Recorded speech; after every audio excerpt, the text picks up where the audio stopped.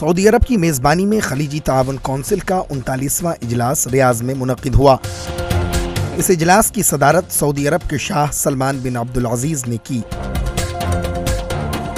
اس اجلاس میں کونسل کی مضبوطی اور رکن ملکوں کے درمیان اتحاد برقرار رکھنے پر اتفاق کیا گیا۔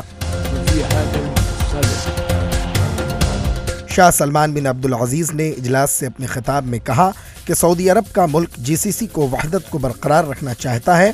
ایران نے شدت پسندی پر عمل جاری رکھا ہوا ہے اور اس نے خطے کے استحکام کو خطرے سے دوچار کر دیا۔ خلیج اور عالم عرب کئی چیلنجوں اور خطرات سے گزر رہا ہے۔ ایرانی نظام دیگر ممالک کے داخلی معاملات میں دخل دے رہا ہے۔ ہمیں اپنے مفادات کے تحفظ کی ضرورت ہے۔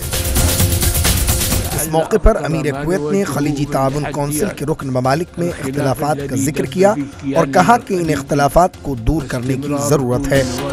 امیر کویت شیخ صباح الاحمد الجابر نے اپنے خطاب کے دوران کہا کہ خلیجی ممالک کے درمیان اختلافات کے خاتمے کے لیے میڈیا کی مہم کو بند کرنے کی ضرورت ہے، کیونکہ آپسی اختلافات سے عرب شہریوں کے مفادات بری طرح متاثر ہو رہے ہیں۔